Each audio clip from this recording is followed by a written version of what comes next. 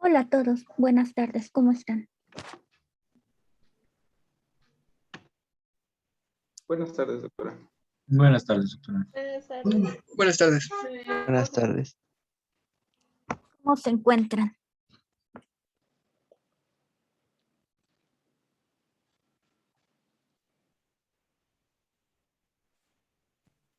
Bien, muchas gracias.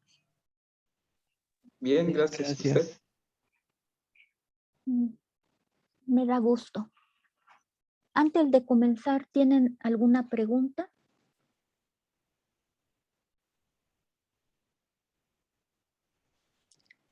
Bueno, como Sí, tal pregunta, ¿no? Pero si podía subir las notas, por favor, al grupo, porque pues Ah, voy a estudiar, las pero notas sí. no las subí. No. Pero revisen a ver si ya se ve. Ya está la bibliografía en el Classroom. Y la grabación, bueno, la única que tenemos del jueves, porque el martes, el lunes el miércoles se me fue a grabar la presentación.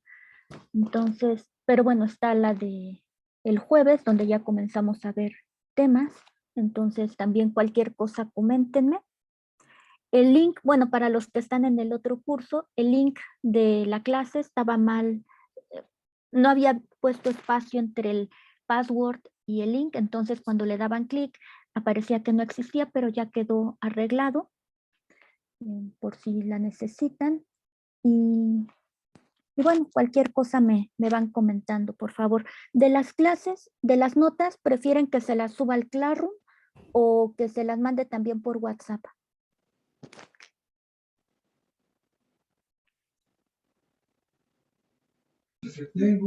Bueno, yo diría que en el Classroom está bien, bueno, también para no tener tantas cosas en... Para no saturar, excelente. Y otra pregunta antes de continuar. Ahorita en las primeras clases, pues en lo que arrancamos, ahorita les he mandado el link por WhatsApp, por correo y por Classroom, pero yo entiendo que por correo, pues bueno, como es algo recurrente, se les puede saturar. Entonces, si podemos también someterlo a votación.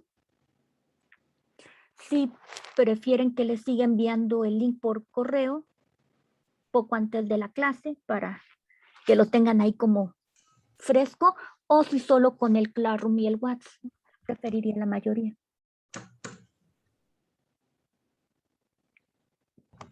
Buenas tardes, doctora. ¿Puede repetir la pregunta? Es que acabo de entrar y no oí. Ah, sí, claro, Victoria. Lo que les preguntaba es, les comentaba que hasta este momento les he enviado el link tanto por WhatsApp, por correo y por Classroom. La pregunta es, para no saturar tanto su correo, si prefieren que se lo siga enviando a su correo o si solo con Classroom y WhatsApp basta. Ahí también depende de, a lo mejor quizás se les hace más fácil que poco antes de la clase les llegue un correo con el link y le dan clic a buscarlo en el Classroom. Ustedes me dicen qué prefieren. Si la mayoría prefiere que se lo siga enviando también por correo, yo no tengo ningún problema. O si solo por Classroom y WhatsApp también estaría bien.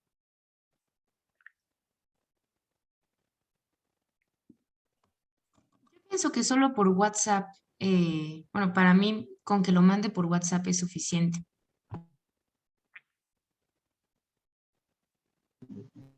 A mí sí me gustaría al menos en el Classroom. Se me hace más cómodo.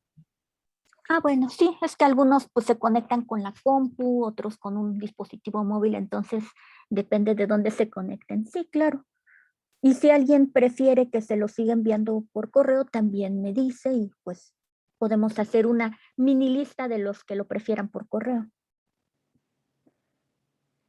Entonces, ahí me, Igual y se pues puede sí, hacer una ahorita, votación, doctora, como la vez pasada que hizo una encuesta. Y así ya ve cuántas personas, bueno, qué preferimos cada quien.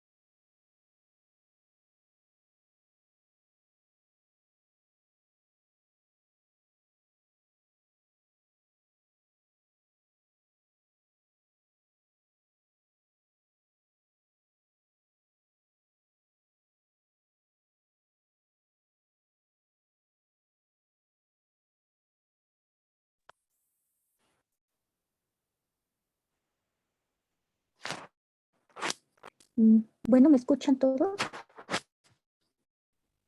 Sí se escucha. Excelente.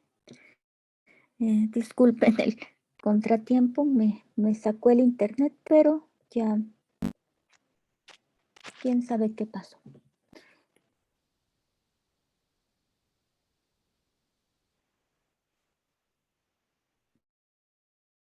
Es, mm,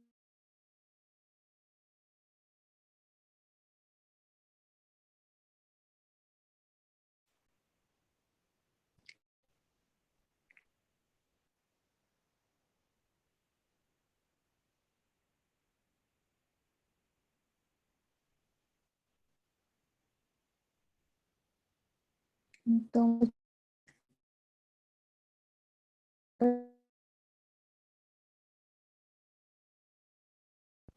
de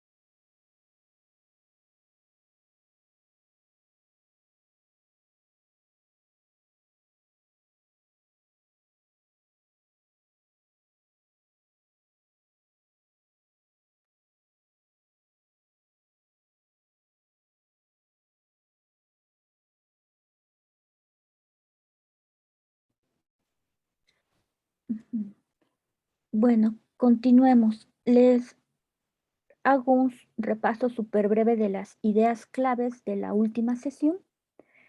¿Y qué fue lo que vimos? Bueno, la idea del curso, recuerden, es construir la formulación hamiltoniana para campos.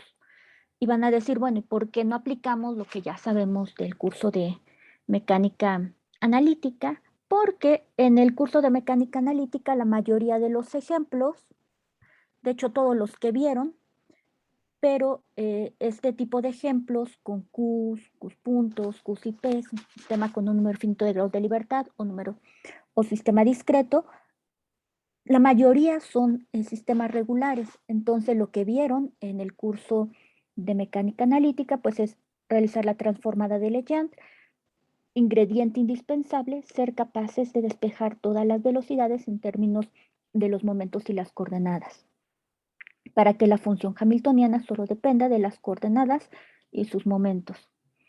¿Y qué pasa en campos?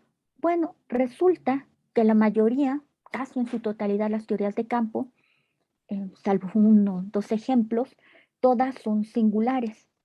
¿Y eso qué quiere decir? Bueno, ahorita lo vamos justo, es lo que vamos a comenzar a definir hoy con más detalle, pero es que ya no vamos a poder despejar todas las velocidades en términos de los momentos. Entonces ya no vamos a poder realizar la transformada de Legendre como lo hacíamos y tenemos que implementar otra cosa. Y una motivación fue comenzar a ver el péndulo simple. Una manera de escribir la lagrangiana es quedándose con un grado de libertad, más una transformación de coordenadas, dándose cuenta que pues no, las X y las Y no son independientes. Se queda con un sistema así, con un grado de libertad que es regular. Pueden aplicar lo que vieron en su curso. Pero hay otra formulación, otra manera alternativa de describir este mismo sistema y es con esta lagrangiana. Ahora estamos dejando las coordenadas X y Y, pero estamos aquí introduciendo esta restricción de que pues este objeto con masa m se mueve en el plano XY describiendo un círculo con radio constante L, que es la longitud de la cuerda. Y la pregunta es, ¿cómo es que podemos construir pues la correspondiente hamiltoniana a este sistema que ya tiene restricciones? Y van a decir, ajá, ¿y por qué? ¿Qué es lo que falla aquí o por qué no podemos aplicar la transformada de Legendre usual? Y es un pequeño detalle que quiero enfatizar ahorita antes de meterme a más detalles para que no, ahorita que digamos son poquitas las cosas nuevas para que esto quede claro. Aquí quizá convendría enfatizar lo siguiente, y es que esta lagrangiana, aquí esa no se ve muy bien, que esta lagrangiana es función ahora de las X, de las Y, que son mis coordenadas, y de lambda, y también de sus correspondientes velocidades. Entonces, vean qué pasa si de esta lagrangiana nosotros queremos definir los momentos. Bueno, para definirlos no hay ningún problema. Px pues quedaría el 2 baja, mx punto, py, my punto, y luego es la única contribución con respecto a y punto. Aquí, bueno, me salté varias cosas, pero aquí estoy suponiendo que recuerdan muy bien esa parte. Estoy suponiendo la definición usual del momento, esa no cambia, que es la derivada de la lagrangiana con respecto a la velocidad. Y también habría un p lambda, porque ahora lambda, este multiplicador de Lagrange, también lo estamos considerando como variable. Y ahí es donde aparece ese detalle. Como la lambda punto no aparece explícitamente en la lagrangiana, esto es 0 y quiere decir que de estas relaciones de los momentos pudimos despejar 2 velocidades, pero no la lambda punto. Entonces ya con eso, si estamos considerando estas ahora como mis variables, no pude despejar, ay perdón, aquí no es 0, aquí es pues no sabemos, ¿no? Aún. Entonces de estos momentos no podemos despejar la lambda punto y eso quiere decir que no vamos a poder hacer la transformada de Legendre. Por lo tanto, tenemos que encontrar una manera de construir la formulación hamiltoniana de sistemas con restricciones. Este es un caso particular. Aquí nosotros estamos metiendo, si quieren, un poquito esta restricción, la estamos, pues sí, incluyendo con este multiplicador de Lagrange. Pero hay teorías donde aparece la lagrangiana y de manera explícita no se ve si hay restricciones o no. Ya cuando uno hace el análisis dicen, resulta que es una teoría singular, ¿no? Entonces ya si una teoría trae aquí una constricción de entrada, pues ya vamos a saber que es singular debido a que solo va a aparecer el multiplicador y no su velocidad. Pero bueno, esto lo vamos a aclarar un poquito más adelante, pero ya aquí quiero recalcar algunos detallitos de por qué cuando uno quiere pasar a la formulación hamiltoniana de estos sistemas, pues ya no podemos aplicar lo que vieron en su curso. Entonces, ¿qué revisamos la clase anterior? Pues el método de los multiplicadores de Lagrange, que es como para una función en varias variables sujeta a restricciones, que se parece mucho a nuestra lagrangiana, pero bueno, esta es la función de Lagrange, de lo que se ve en cálculo, y bueno, esta es la lagrangiana, ¿no? Hay que tener cuidado, pero vean, es lo mismo, es una función sujeta a restricciones, cómo sacar máximos y mínimos. Y ahorita vamos a ver eso, pues cómo se vería, pues en el caso de sistemas mecánicos. Entonces, vamos ahorita a comenzar a ya hablar ahora sí de los sistemas mecánicos y donde se ve que un sistema es singular. Entonces, bueno, le pongo fecha para cuando les comparta las notas, sea más fácil identificarlo. Entonces, ustedes saben que... Profesora, antes de que empiece, recuerda que en la clase de tópicos nos hizo la pregunta de si queríamos las notas en inglés o en español y acá no se hizo. Sí, pero se puede arreglar eso. ¿Las quieren en inglés? Bueno, es que varios compañeros no saben de qué estoy hablando, entonces Sí, sería sí. como volver a hacer la pregunta. Claro. Muchas gracias por recordarme. De hecho, sí les pedí que me recordaran. Perdonen por el paréntesis. En la otra clase, en el de variedades diferenciales de tópicos de física matemática, les preguntaba lo siguiente a los compañeros. Y es que para los cursos optativos, normalmente me gusta tener las notas en inglés. Por ejemplo, estas son las notas del otro curso. Y vean, todo está en inglés.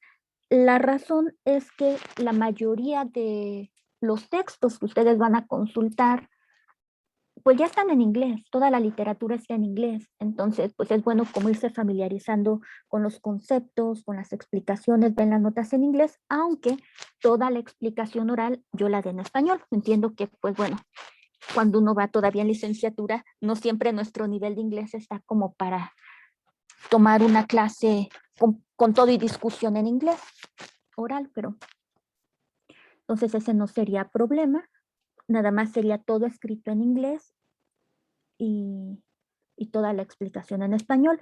Entonces la pregunta es, ¿qué prefieren? ¿Cómo se sienten más cómodos? ¿Que las notas sean en inglés o que las notas sean en español? Yo no tengo ningún problema con ninguna de las dos. Entonces, si quieren, para que sea más fácil la votación, ven que aquí hay uno de reacciones o de caritas. Los que estén a favor de que estén en inglés pongan sí o palomita, y los que la prefieran en español o que no estén en inglés pongan tachecito, por favor.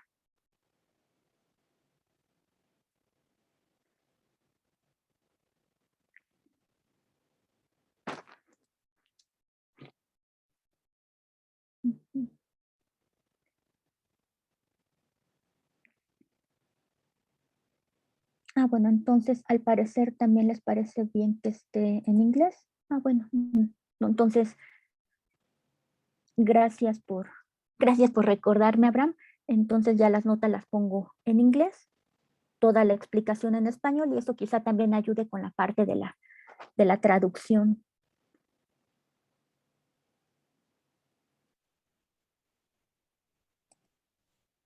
Entonces, qué bueno que justo me recordaste en el momento exacto. Entonces, ahora sí, regresemos a la explicación. Ustedes ya saben que una manera de, pues, de estudiar los sistemas, ahorita vamos a quedarnos con sistemas mecánicos para que pues todas las cuentas y conceptualmente sea sencillo. Recuerden que el primer paso es ver el algoritmo de Dirac con sistemas mecánicos, Qs, puntos, Qs y Ps. Y ya después introducir el concepto de campo, la teoría clásica de campos, y ya después pegarlos. Entonces, vamos a considerar como punto de partida la acción.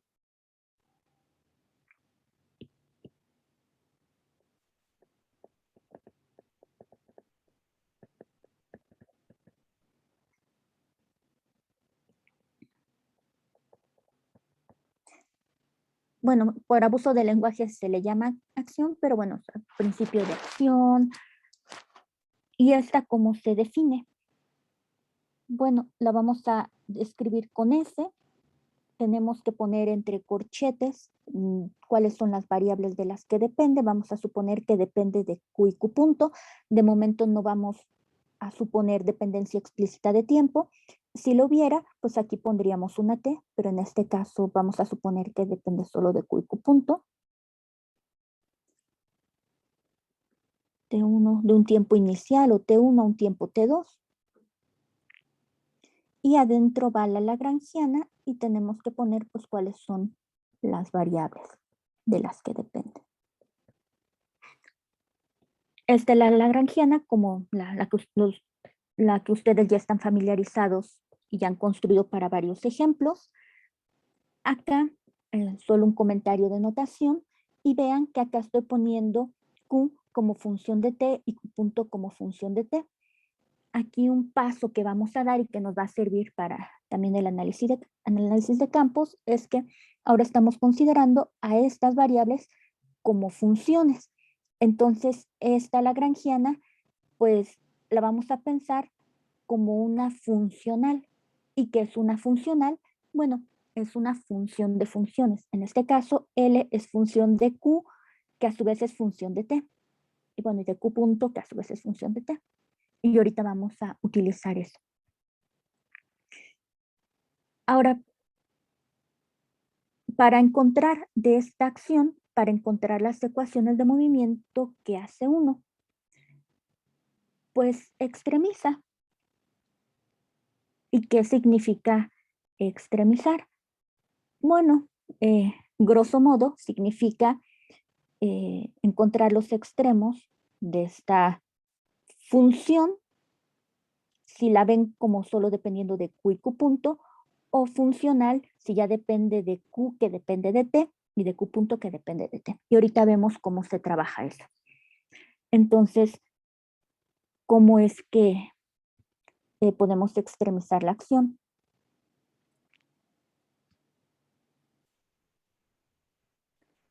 Y aunque bueno, estrictamente hablando, la palabra extremizar es un anglicismo. Es más bien encontrar los puntos extremos de la acción, pero bueno. En física a veces abusamos un poquito de lenguaje.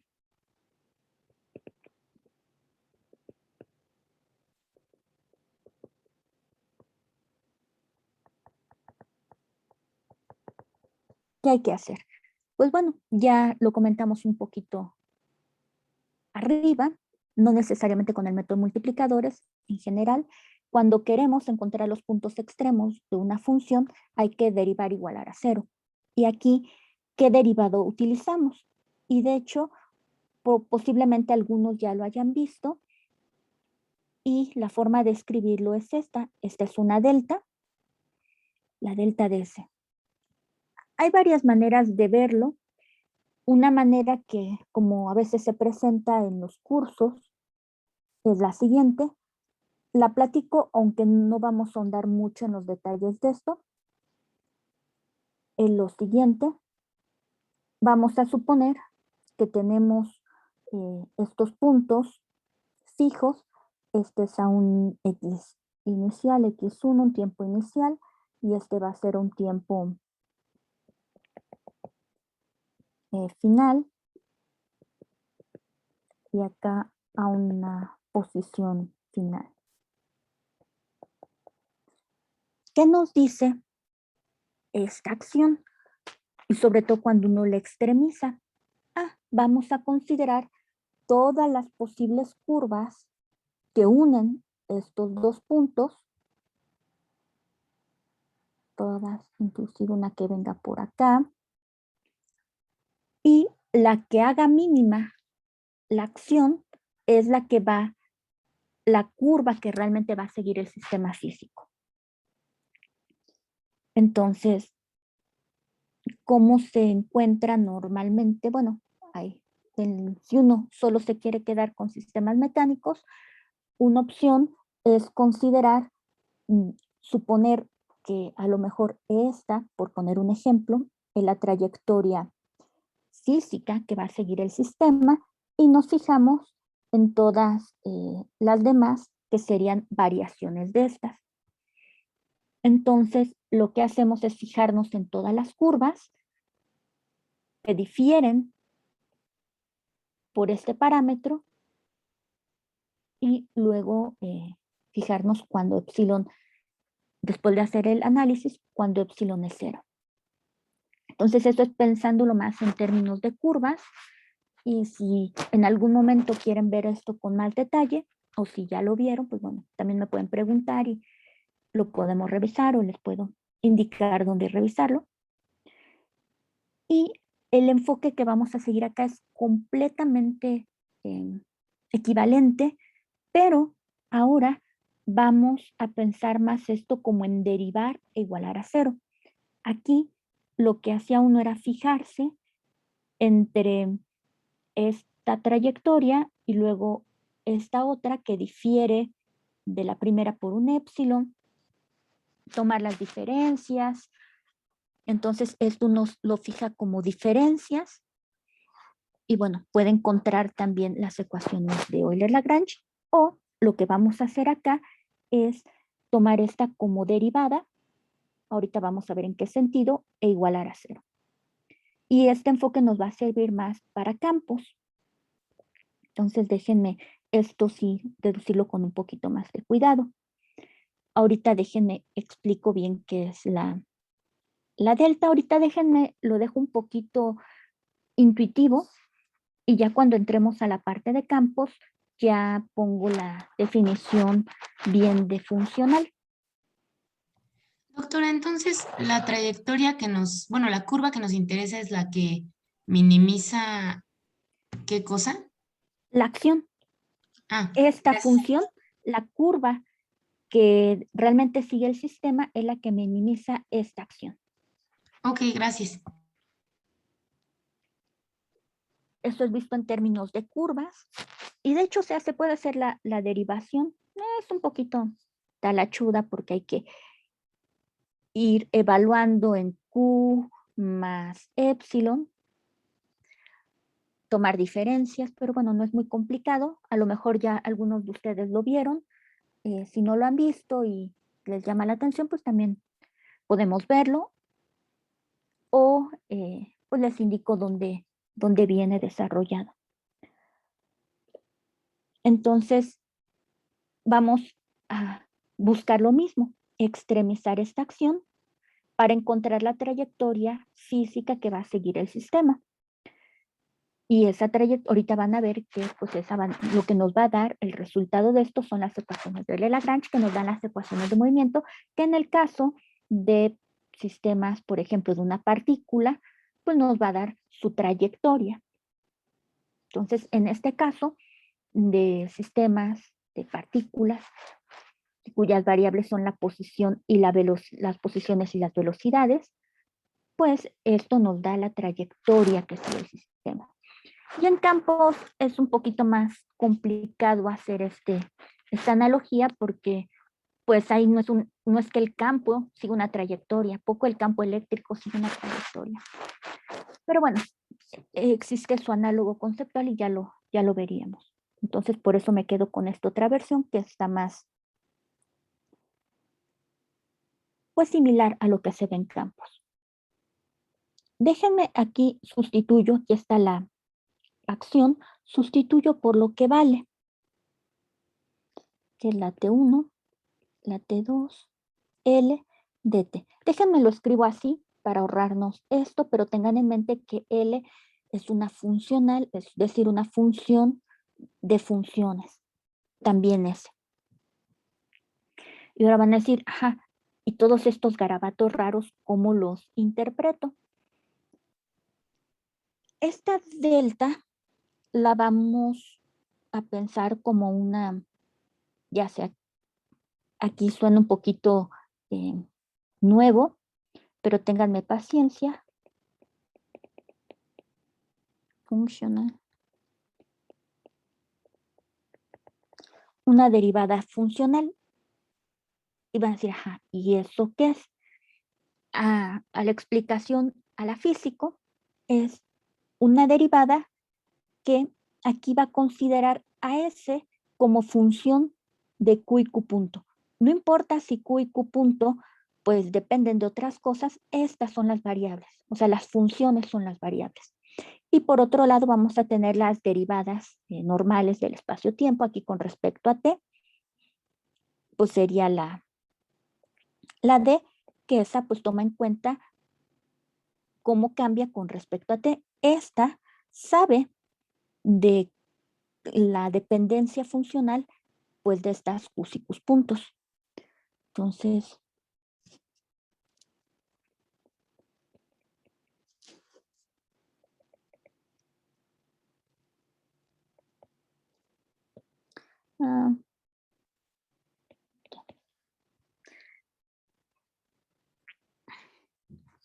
entonces aquí estamos diferenciando, como tenemos dos tipos de derivadas que me van a aparecer, una es la D de toda la vida, como la trabajaron en su curso, que va a ser con respecto pues al parámetro, y esta delta pues va a ser una derivada funcional que en este caso a la S la va a considerar como función de Q y Q punto.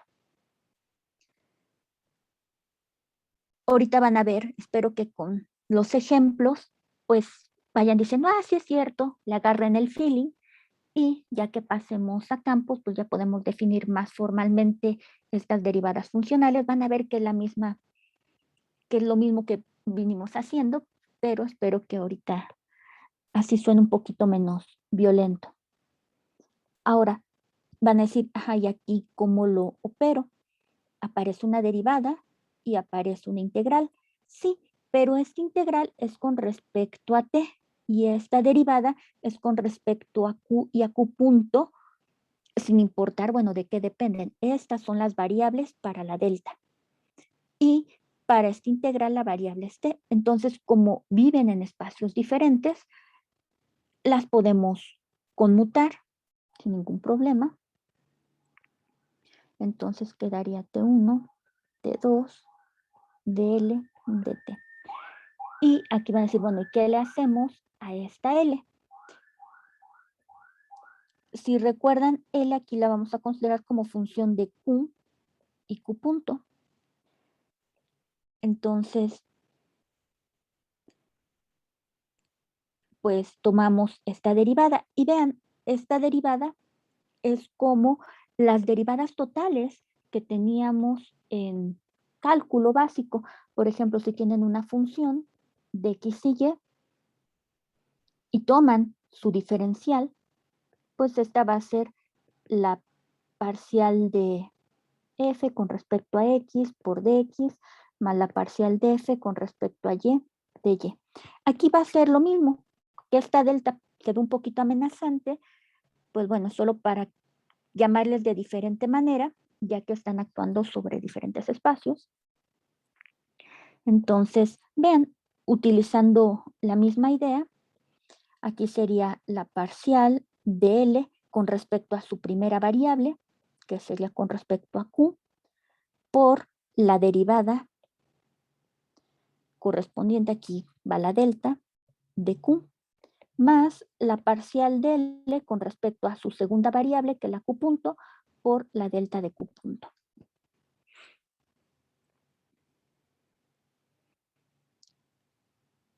Entonces, vean, es prácticamente la misma idea. Lo único que cambia es un poquito la notación. Y esa notación depende, nos va a indicar cuáles variables, cuáles objetos estamos considerando como nuestras variables. Ahora podemos esto sustituirlo acá.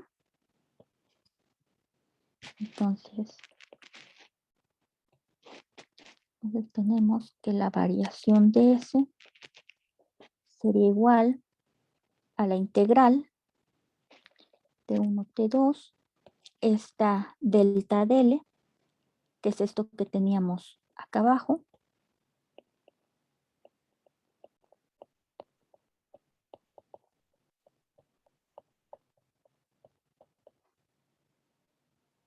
dt. Y aquí viene algo que podemos hacer. Lo que queremos, y ahorita voy a explicar así intuitivamente por qué, ya cuando veamos definiciones formales de derivadas funcionales, lo haremos un poquito más formal. Ahora nosotros lo que queremos es que nos quede algo solo por la derivada de Q, perdón, sí, por la derivada funcional de Q, o a veces uno dice delta de Q. Entonces, ¿qué hacemos?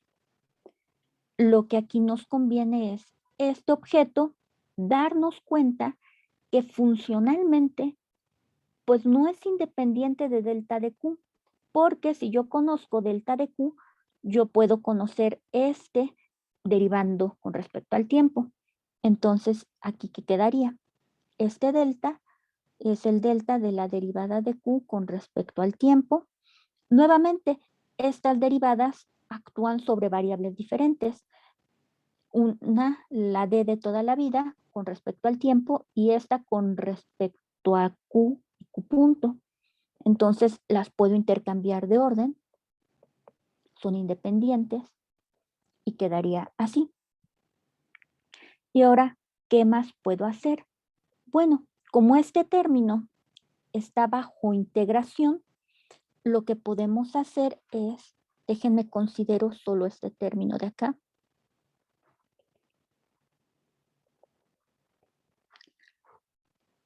DL, este es L, Q punto.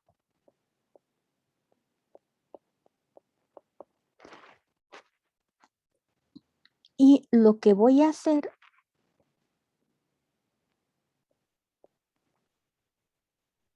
DT, integrar por partes. Vean, acá ya me queda esto recordando las notaciones del curso de cálculo, y de hecho esto es cálculo en una variable, y consideramos ahora la variable t. Esta sería una f g punto. Entonces uno sabe que la derivada de esto, con respecto, por ejemplo, al tiempo, sería fg evaluada en los puntos, en los límites de integración, menos la integral. Ahora la derivada le pega a la f, entonces sería f' g de t.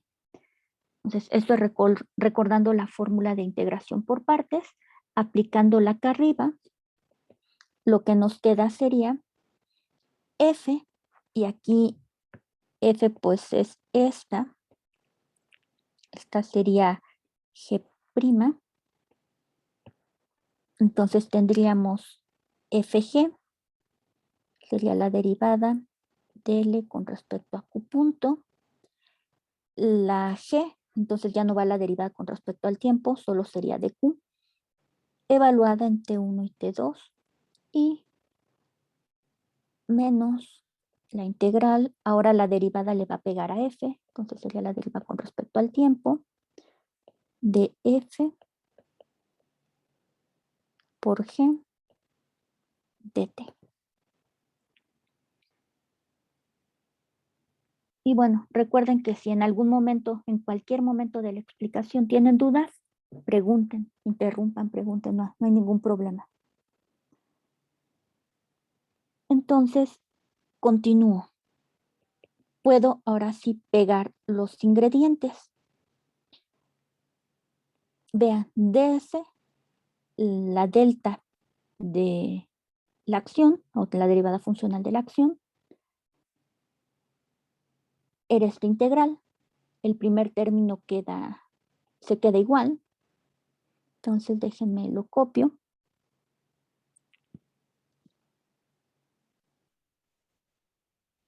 El segundo término, vean que aquí va a aparecer este con la integral. Entonces lo podemos absorber en esta integral. Y aquí quedaría dt delta de q.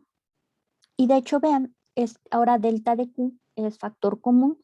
Lo podemos sacar del paréntesis. dt. Y luego queda este término de acá.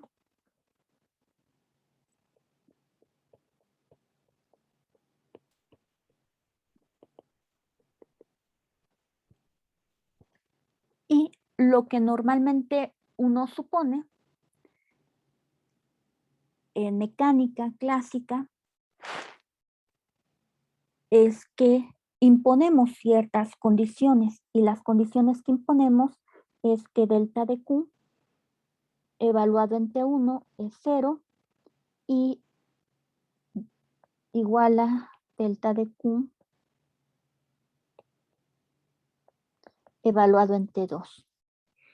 ¿Eso qué quiere decir? Aquí lo podemos interpretar gráficamente, y lo que quiere decir es que estamos fijando estos puntos extremos, es decir, aquí la Q, perdonen la notación, aquí estrictamente como estamos hablando de posición sería la Q,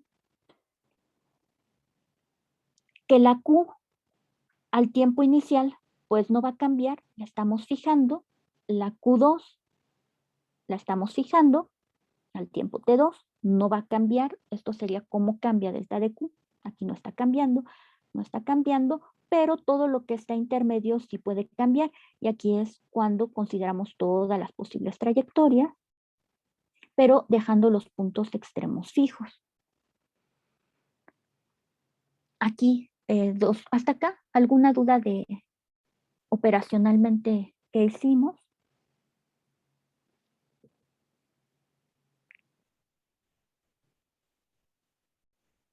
Bueno, si no hay dudas, continúo.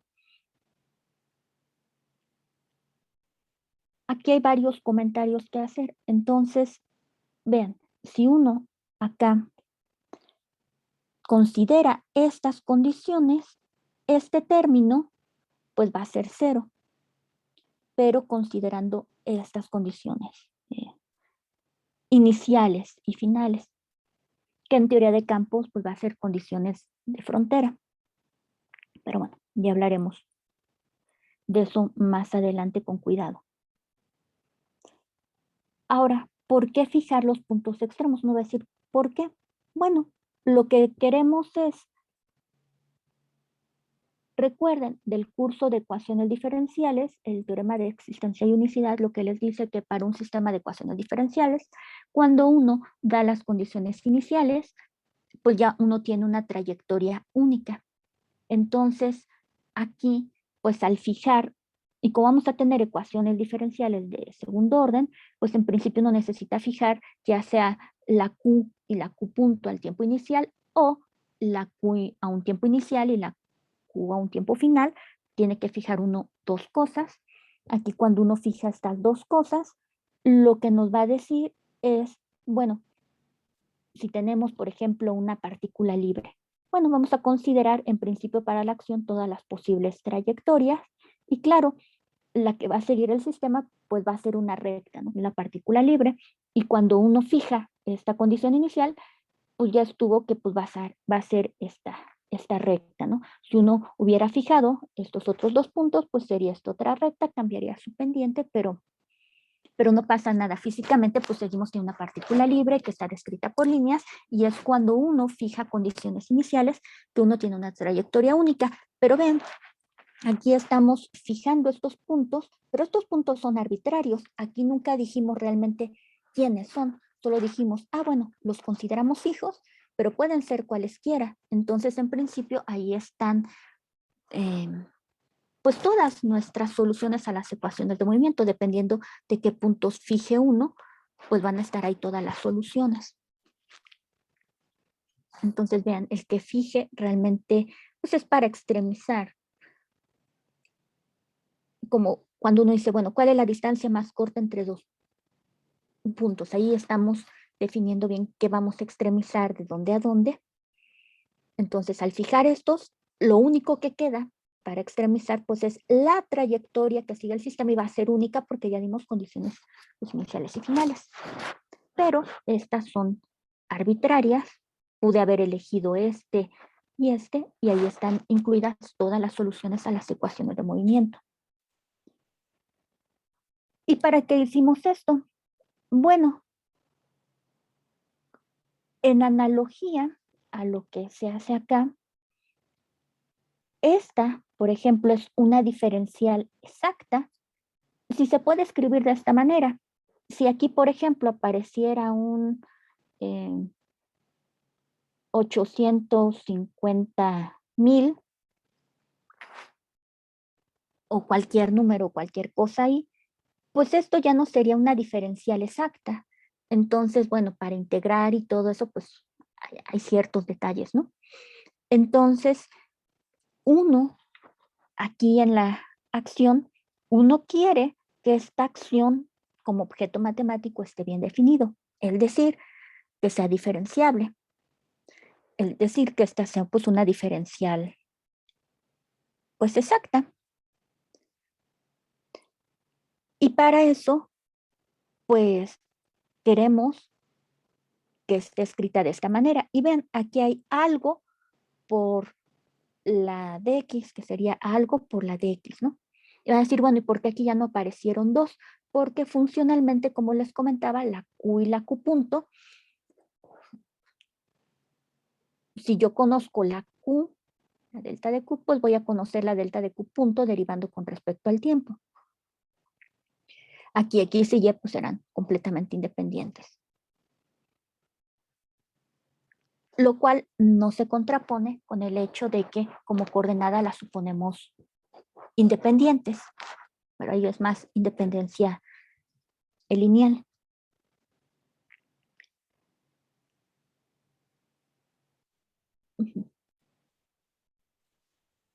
Entonces sí, acá vean, ya esto tiene la forma de la diferencial de la acción proporcional a la diferencial de variables. Entonces, esto ya nos garantizaría que la acción es diferenciable. Por eso es importante que nos deshagamos de este término. Aquí fue muy fácil. Y ya en teoría de campos, y si tenemos, pues acá qué significado tendría tener fronteras. Pues no, aquí no tiene mucho sentido la discusión, pero ya en teoría de campos, bueno, si tenemos fronteras y todo eso, este término se va a volver relevante, pero ahorita olvídenlo un poquito, solo sepan que hay más opciones, sobre todo en teoría de campos. Entonces ya estamos listos para encontrar cuál trayectoria es la que extremiza la acción. Y entonces, para extremizar, si recuerdan, derivamos e igualamos a 0. Derivamos con esta derivada funcional que toma variables a las q's y a las q's puntos. Y aquí vean cómo este punto, el T1 y el T2, están fijos, pero son arbitrarios. Entonces es para cualquier intervalo de tiempo, para cualquier delta de Q. Entonces lo que tiene que ser 0 es lo de acá adentro. Y así es otra manera de llegar a las ecuaciones de Euler-Lagrange. Entonces, lo que quiere decir es que las ecuaciones de Euler-Lagrange lo que nos dan pues, son la trayectoria que sigue el sistema.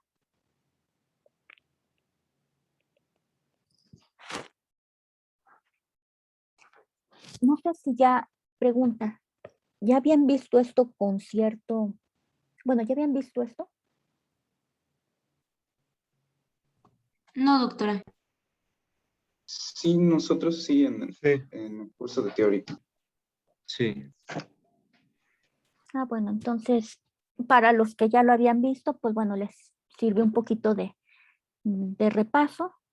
Al principio, pues bueno, quizá algunas cosas, las primeras 2, 3 clases, hay cierto traslape, sobre todo si el doctor Escalante les dio el curso, porque pues él trabaja en cosas relacionadas con esto, seguramente les hablo de esto, pero bueno, en algunos cursos se ve, en algunos no, y esos detalles que son indispensables, pues los voy a recalcar al principio, entonces los que ya vieron algunas cosas, ténganme paciencia, y ya después, pues bueno, va a empezar todo lo nuevo.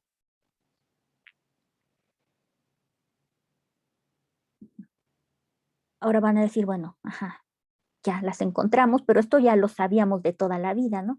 ¿Dónde está lo nuevo? Bueno, aquí solo quise recalcar, recordar, repasar algunas cosas que a veces se ven en los cursos, a veces no, porque lo vamos a necesitar, sobre todo en la parte de campos. Entonces, verlo en un contexto que ya están familiarizados, pues podría ayudar.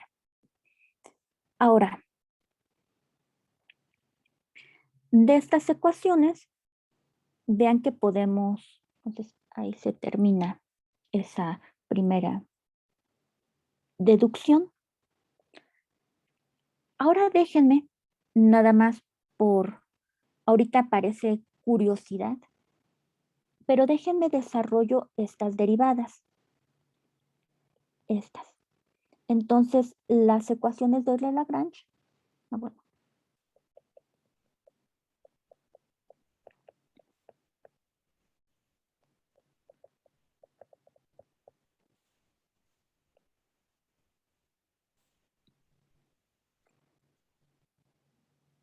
las podemos reescribir de la siguiente manera. Vean que aquí hay una derivada total. Entonces, la derivada total, nosotros sabemos que pues la podemos desarrollar y esto sería la parcial con respecto a la primer variable de lo que está dentro por la derivada de la primer variable con respecto a t, que sería q punto, menos la parcial con respecto a la segunda variable de esto que está entre paréntesis por la derivada con respecto al tiempo de la segunda variable.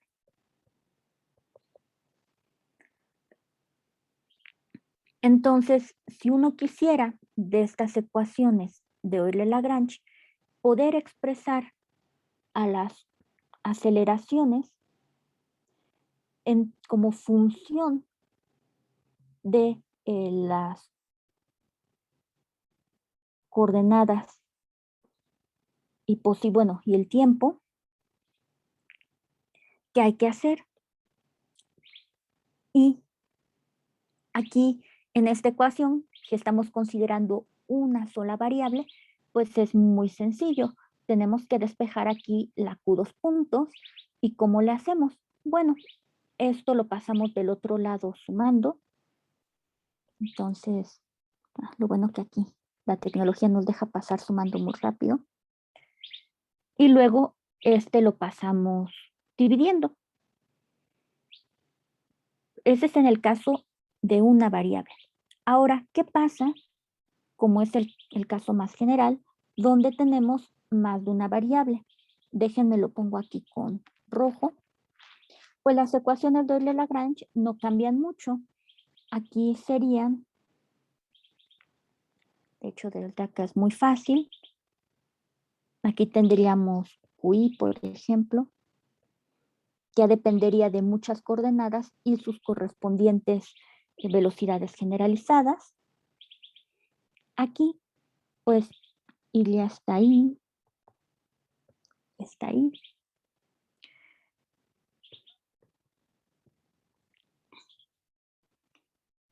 Aquí, bueno, estoy poniendo la CIF.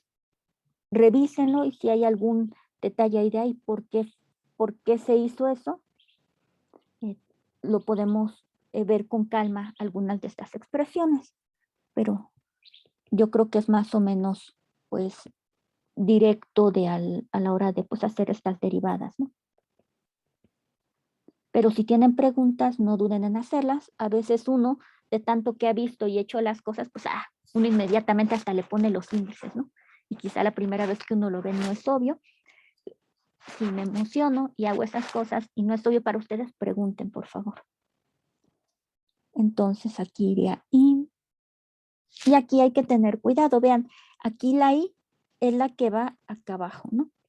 Y luego, cuando desarrollamos esta derivada total, ahora nos conviene, por ejemplo, es la derivada con respecto a la primer variable, pero como la I ya está ocupada y hay suma, pues aquí sería, no sé, J. Aquí sería I, porque esto que viene del paréntesis es lo que venía acá. Y ahora lo que hacemos es la derivada con respecto a la segunda variable, pero como la I ya está ocupada, le llamamos J. Y vean que esta tiene la misma etiqueta porque aquí estamos suponiendo nuevamente que índice repetido significa suma. Entonces, aquí otra manera quizá de escribir esto, si no están familiarizados, es que vamos a tener suma de j igual a 1 hasta n, con n el número de coordenadas que tengamos. Y esto iría acá adentro.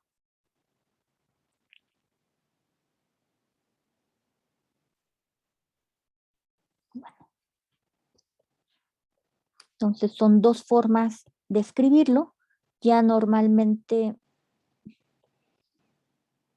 y vean, espero que también, ahorita no son cuentas muy grandes, pero espero que ayude a que se vayan convenciendo de la utilidad de la notación. Vean que aquí nada más por poner índice repetido, y recuerden, cuando un índice se repite, no se debe repetir más de 2 veces. 2 veces significa suma. Ya 3, algo hicimos mal. Esta I, vean que es la que nos dice de cuál ecuación estamos hablando. Por ejemplo, cuando I vale 1, es con respecto a la primera coordenada. Por ejemplo, X. Cuando es 2, aquí pues sería con respecto a la segunda coordenada Y, si estamos en coordenadas cartesianas. Y acá la J pues sí significa suma porque estamos con respecto a la parcial, con respecto a X, por X punto, Y, la parcial con respecto a Y, por Y punto, y así con todas las coordenadas. Entonces aquí hay en realidad una suma. Y acá también. Entonces uno lo escribiría en los cursos básicos así, pero hay que estar cargando con estas sumatorias. Entonces, pues Einstein, muy listo, y lo entiendo, que ya después de 20 kilos de cuentas, a lo mejor ya le dio mucha flojera, y pues se creó esta convención, la convención de índice repetido de suma, o convención de Einstein. Entonces, sí, si ven índice repetido es suma, y espero que ya conforme vayan pasando las clases, ya se vayan familiarizando más y ya no haya ningún problema, porque en campo ya van a aparecer más índices y pues sí va a ser una latísima estar escribiendo las sumatorias. Entonces aquí voy a estar utilizando esta convención. Si en algún caso tienen dudas, no importa, lo escribimos con sumatorias para que se vayan familiarizando. Me van preguntando, por favor. Entonces, vean, ahora qué pasa cuando tenemos más índices. ¿Este objeto qué es ahora? Déjenme lo pongo en, no sé, amarillito. Este objeto en amarillo, no sé si lo vean. Ahora, ¿qué es?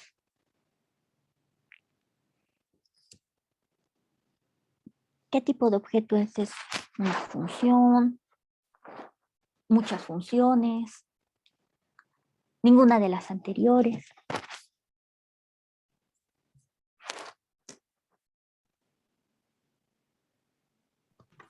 Una suma de matriz? funciones. Sí, de hecho dijeron, se complementan lo que comentaron. Estas serían las entradas de una matriz. Y a esta matriz, normalmente se le llama matriz hessiana.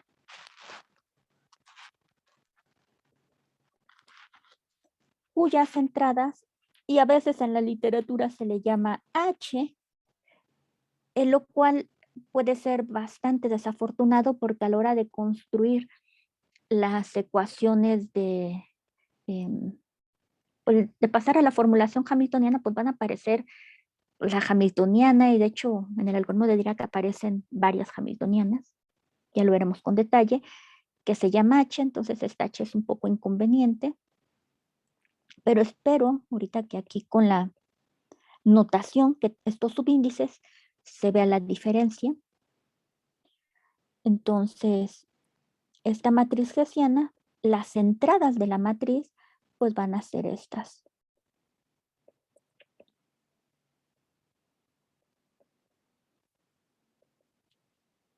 Y de hecho, pues ya lo ponemos en una sola. Y vean, al multiplicar con esto, pues lo podemos ver como un vector columna que está multiplicado a la H. Entonces, este término de acá arriba, pues se va a poder escribir como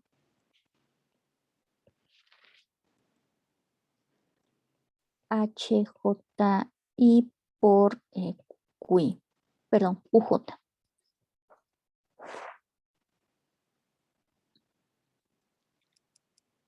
Y sí, aquí habría suma, pero esa suma ya es el producto de esta matriz con este vector, y lo que nos va a dar es otro vector, pero ahora con etiqueta I. Y la pregunta aquí es, bueno, ya es una matriz, entonces ya no la podemos despejar como cuando teníamos una sola variable, ¿no? Que pasábamos dividiendo del otro lado. Aquí, como es una matriz, lo que tenemos que hacer para despejar la Q2 puntos, pues es multiplicar por la inversa. Y recuerden que le pedimos a una matriz cuál es una condición necesaria para que exista la inversa de una matriz. El jacobiano sea cero, digo, distinto de cero. El determinante sea distinto de cero. Uh-huh. Exactamente. Entonces, un elemento clave para ver si H va a tener inversa es fijarnos si su determinante, ¿cómo es? Si es distinto de cero, justo va a tener inversa, existe HIJ inversa, y lo podemos multiplicar toda la expresión por la inversa. Aquí quedaría una identidad y despejamos esta. Si es cero, ya no podemos encontrar la inversa.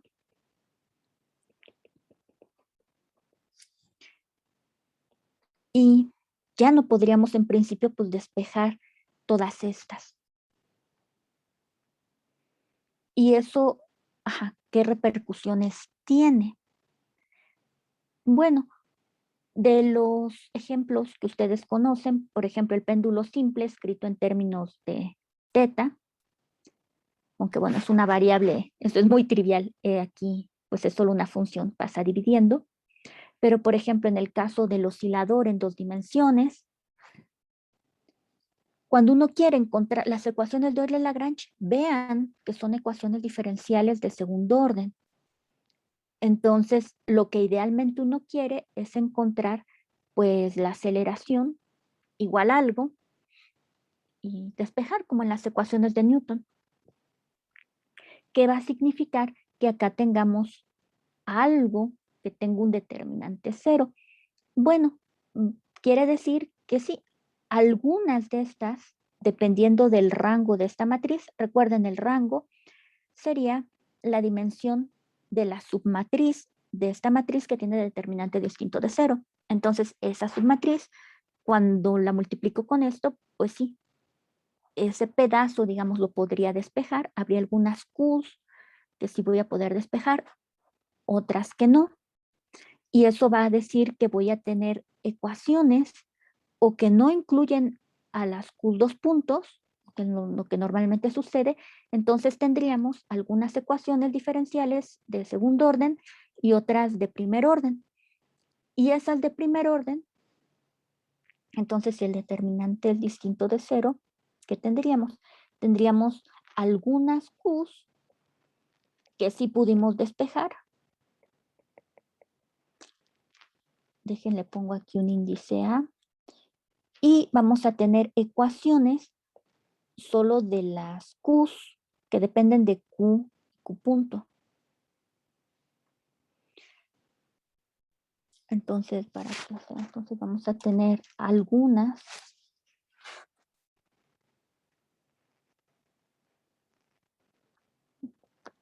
ecuaciones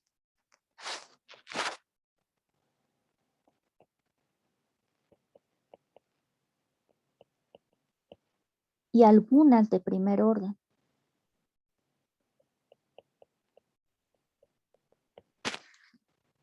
Estas, las de segundo orden, por ejemplo, en la partícula libre, estas de segundo orden, ¿cuáles podrían ser? Bueno, podrían ser mx2 punto igual a 0. El de segundo orden me da la dinámica del sistema. Y hasta el de primer orden, ¿qué serían? Pues serían otra cosa que sería la velocidad igual a algo, no sé, constante o algo así. Claro, van a decir, bueno, justo acá elegí mal el ejemplo porque si esto es 0, pues la velocidad es constante y pareciera que sí. Pero vean, esta ecuación es independiente de estas. Y de hecho, pues bueno, quizás eso no. Aquí, por ejemplo, y punto igual a constante, ¿no? Entonces sí, les determina una ecuación de segundo orden para alguna de las variables y alguna solo de primer orden. Pero vean, esto más que ser una ecuación dinámica, pues es una restricción. Entonces ya desde aquí se ve que si el determinante de el determinante de h es 0, pues no todas mis ecuaciones van a ser dinámicas, algunas solo van a ser pues relaciones entre mis variables del espacio de configuración, que pues más bien son constricciones.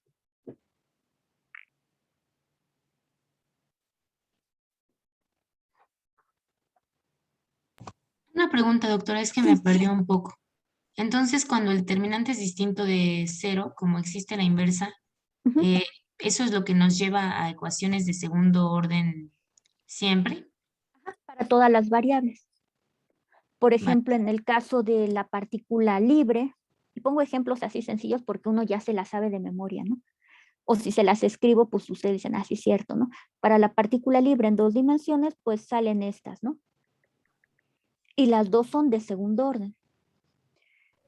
Para el oscilador armónico y esas, pues también van a tener 2 ecuaciones que involucran a la aceleración. Entonces sí, y las dos van a ser de segundo orden. Pero vean, en el formalismo lagrangiano, suponemos que la lagrangiana, que mis variables del espacio de configuración son Q y Q punto, las consideramos independientes. Entonces, si tenemos una relación que solo me involucra Q y Q punto, pues en realidad no me está dando dinámica de estos porque no hay derivadas con respecto al tiempo de estas, solo me dicen, bueno, este es el doble de esto. Entonces eso quiere decir que no eran independientes, no sé, que la X y la X punto no son independientes, por ejemplo. Ese sería el significado de estas otras ecuaciones de primer orden que aparecen cuando el determinante sería 0. Entonces, es otra forma de ver que cuando tenemos este tipo de comportamiento, cuando el determinante es 0, ya no vamos a poder despejar todas las Q2 puntos, todas las aceleraciones, sino algunas sí, depende del rango de esta matriz, y algunas no. Entonces eso me va a llevar a ecuaciones de primer orden, que son más bien restricciones. Ya, muchas gracias, doctora. Y sí. Y también si en algún momento preguntan y pues la respuesta que les doy no les queda tan claro, también díganmelo para que busque otra manera de explicárselo.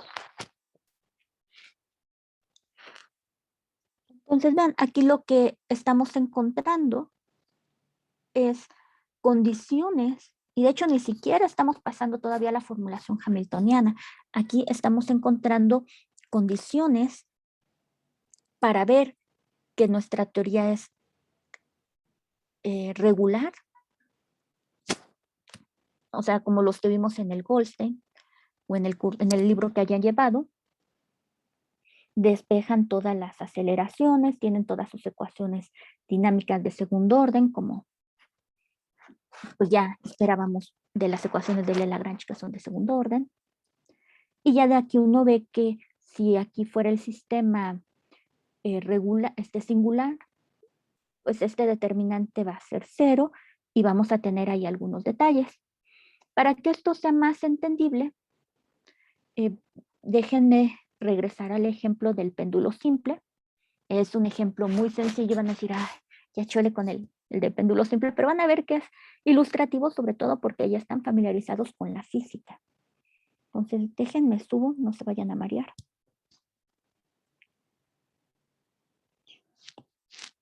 Déjenme considero este ejemplo, que es el péndulo simple, pero donde se ve explícitamente la restricción. Lo copio y bajo. Entonces, para que esto tenga sentido,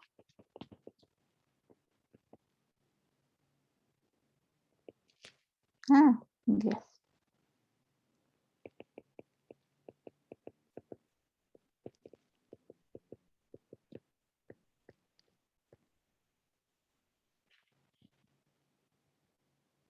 Esta es la lagrangiana. Y veamos si la matriz hessiana, ¿cómo es? Y ya de aquí podemos verlo. Bueno, a lo mejor no. ¿Cuáles serían las entradas de la matriz hessiana?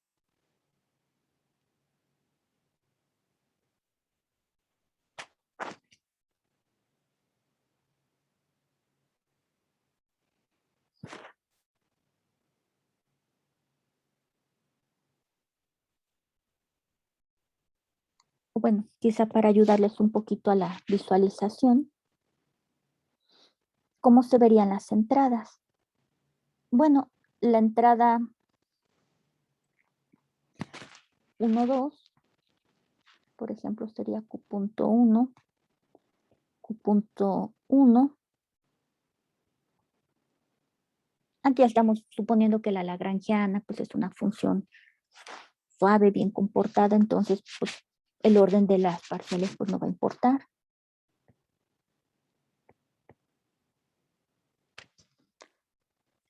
Y así. 2, Q2.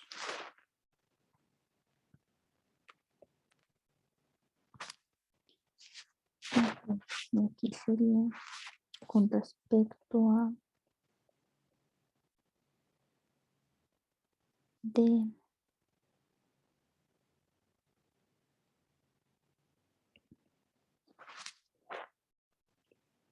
Y así.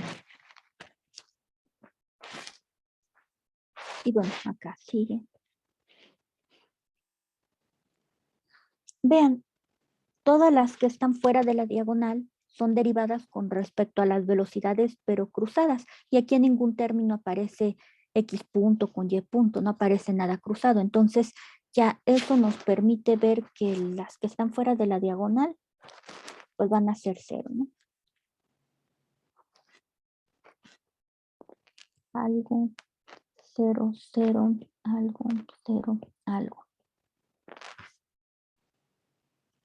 Aquí la Q punto, pues va a corresponder, la Q1 pues va a ser X, la Q2 va a ser Y. Cuando derivo 2 veces con respecto a X punto, en la primera me queda MX punto, y cuando derivo otra vez, pues nada más me queda M. Y aquí quedaría M, y acá me quedaría la segunda derivada de L con respecto a lambda punto. Ay, aquí el cuadrado me quedó mal. Pero lambda punto no está, entonces sería 0. Y vean, ya con este 0, el determinante va a ser 0. Entonces ya eso me dice que, pues, mi sistema va a ser de estos, y acá ya le podemos ir poniendo nombre. Cuando el determinante es distinto de 0 y existe la inversa, estos van a ser sistemas regulares, y estos van a ser sistemas singulares. Y ahora, ¿cómo se ve o cómo podemos despejar las aceleraciones? Entonces, todo el rollo que les he hecho ahorita, que a lo mejor sonó medio esotérico, vamos a hacerlo concreto. Entonces, déjenme tomar esta ecuación.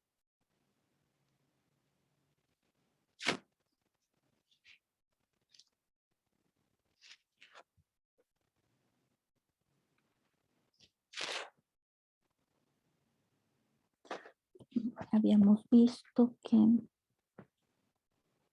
pues esta no es otra cosa. Este término sería H Q punto J.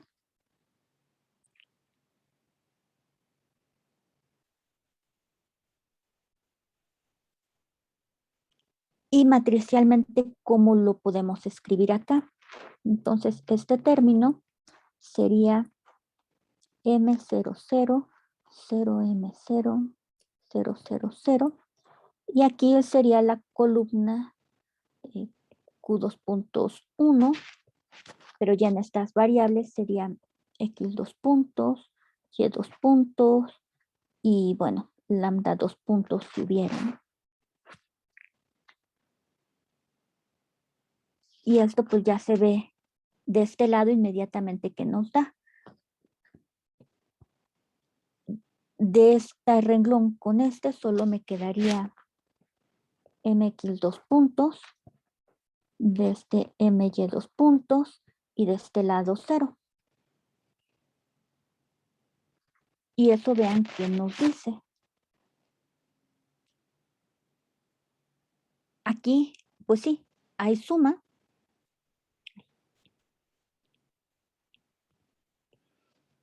Pero aquí solo hay un índice libre. Esto pues me dice que por cada índice va a haber una ecuación. Entonces, ¿cómo se vería de este lado?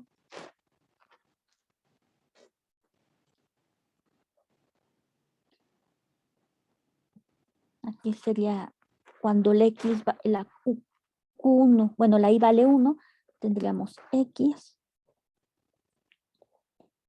La J sigue habiendo suma.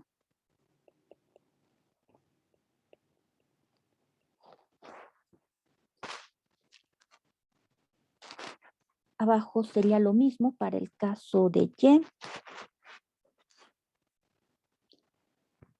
Ahorita espero que cuando lo vean escrito tenga todo el sentido del mundo. Entonces, aquí sería Y punto, y sería lambda punto. Y eso, que es un vector, sería igual a este otro vector que encontramos acá.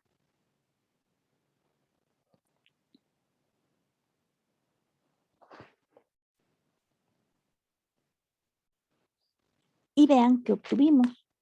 Vean que obtuvimos dos ecuaciones diferenciales de segundo orden para la x y la y punto, perdón, la x 2 puntos y la y 2 puntos, igual a algo que depende solo de las coordenadas y las velocidades.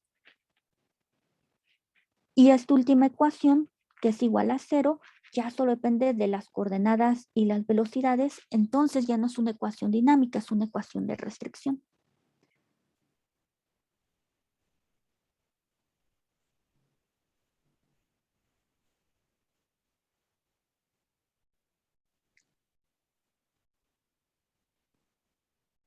De hecho, bueno, no sé si quieran que desarrollemos esto.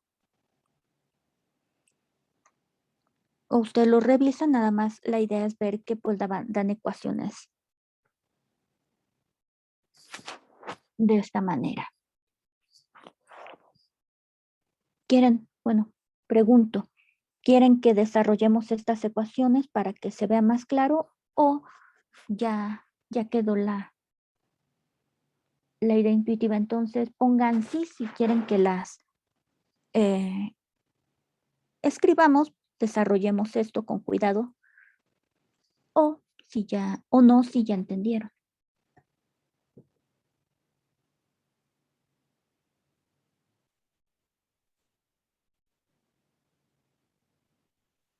Creo que sí está bien, doctora.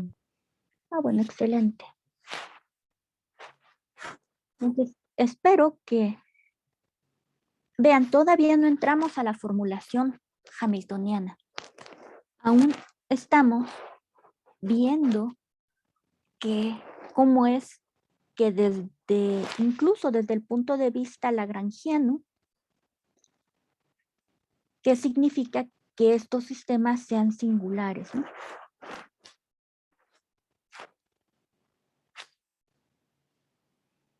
Y aquí es muy fácil, bueno, para esta lagrangiana, pues es muy fácil porque la restricción que estamos considerando aquí está escrita de forma explícita. Entonces, cuando uno lee esto, uno dice, ah, claro, este es el multiplicador, la restricción va a ser singular por construcción, porque le estamos metiendo una restricción, porque estas dos variables, ¿qué significa una restricción? Significa que las variables x y y no van a ser independientes.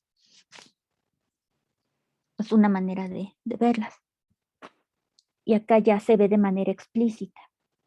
Entonces, este tipo de sistemitas donde la restricción aparece explícita, pues ya uno puede de inmediato ver que es singular y eso se ve aquí. Como uno le metió este multiplicador, pero solo viene el multiplicador, no sus derivadas, este término siempre va a ser 0. O o los que acompañan a la restricción. Como veíamos en la sesión anterior, voy a subir un poquito. En el caso de que nuestra función dependa de dos variables, pues solo le podemos meter una restricción. Porque si recuerdan cuál es el efecto de esta restricción. Bueno, aquí lo que nos decía es que, por ejemplo, en este caso, teníamos una función de x y esta restricción lo que me dice es que x y y no son independientes, sino están sujetas a esta restricción, a vivir en un círculo. Entonces, cuando le metemos una restricción, esta que era una superficie, ahora con esta restricción, tomándola en cuenta, se va a volver algo de dimensión menor, ahora de una dimensión. Pero vean, en el caso de la mecánica clásica, uno supone que hay NQs y NPs. Entonces, en principio, aquí mi dimensión del espacio configuration space, del espacio de configuración, pues va a ser 2n, NQs y NQs puntos. Entonces, en principio, pues uno podría meterle o uno podría tener hasta 2n menos 1 restricciones para quedarnos al menos con algo unidimensional.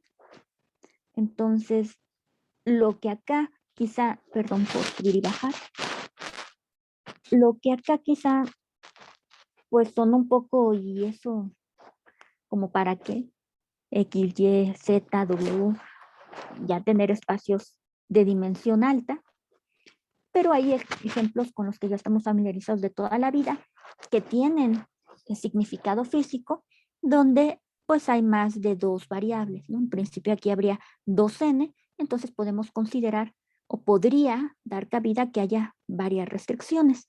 ¿Y eso qué va a hacer? Que nos va a restringir ahora mi espacio de configuración que tenía dimensión 2n.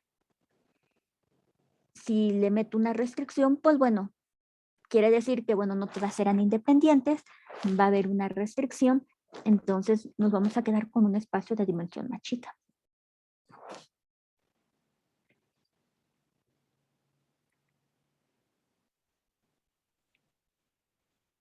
Y en este caso, pues es lo que ya sabíamos. Nuestra función original tenía dos variables, x y y. Al meterle una restricción, pues lo que nos dice es que, bueno, en lugar de estar en todo R2, pues esto va a vivir en un círculo. Y de hecho se parece bastante al ejemplo que vimos de los multiplicadores de Lagrange, solo de geométrico, de cálculo. Hasta acá preguntas, comentarios.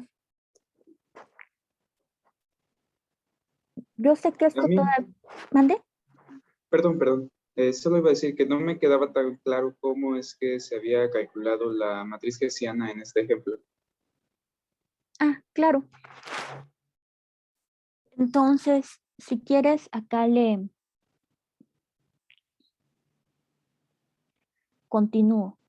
La matriz hessiana la definimos como la matriz cuyas entradas son estos. Y vean, tiene dos índices como una matriz. Entonces, aquí, pues si escribimos explícitamente sus entradas, sería Q1 por ser el primer renglón, Q lambda punto, aquí sería la segunda derivada con respecto a Q punto 2, aquí sería la derivada, estamos en el segundo renglón, lambda punto,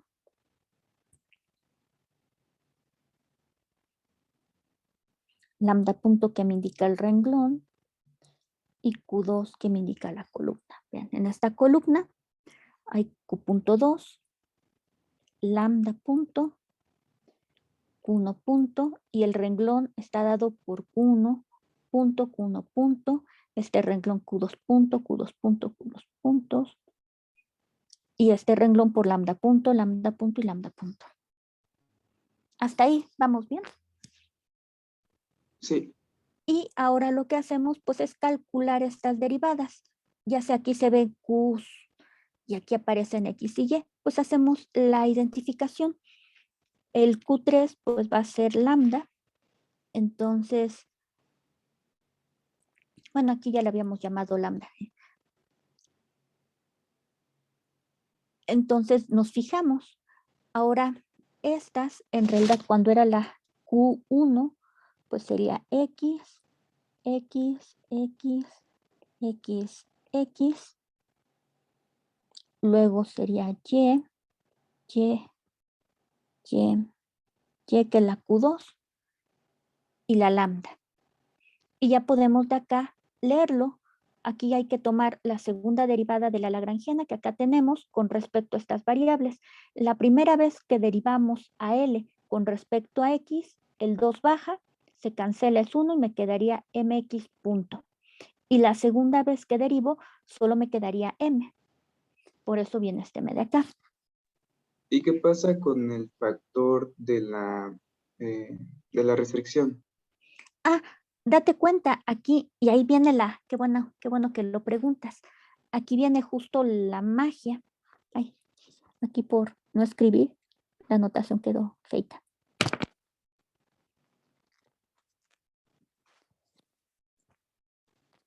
Qué bueno que lo preguntas. date cuenta que la matriz hessiana solo involucra derivadas con respecto a las velocidades. Y estos términos no tienen velocidades. Entonces, digamos que la matriz hessiana pues no los va a tomar en cuenta. Por eso solo queda aquí M. No aparece, y aquí es parte de la construcción, no aparece la lambda punto por ningún lado acá, y menos cuadrática. Entonces, pues donde aparecía aquí la lambda punto, pues todos esos van a ser 0. Ah, excelente. Sí, ya lo veo. Ya, esa era mi duda. Este factor de la restricción puede ser una función, una constante. Por ejemplo, Ya. X y Y son funciones del tiempo, ¿no? Ujú.